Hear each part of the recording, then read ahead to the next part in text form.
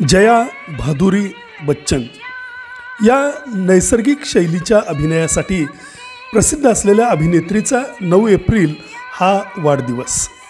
त्या सध्या राजकारणामध्ये सुद्धा आहेत. जया भादुरी यांना विक्रमी 9 फिल्मफेअर पुरस्कार मिळालेले आहेत. त्याचप्रमाणे त्यांना पद्मश्री हाही भारत सरकारचा सर्वोच्च नागरी सन्मान मिळालेला आहे.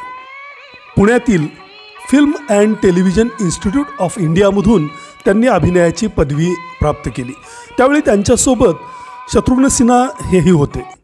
या इन्स्टिट्यूटमध्ये त्यांनी सुवर्ण पदकासह पदवी घेतली आणि त्यानंतर ऋषिकेश मुखर्जींनी तिला गुड्डी या प्रचंड गाजलेल्या चित्रपटासाठी कास्ट केलं.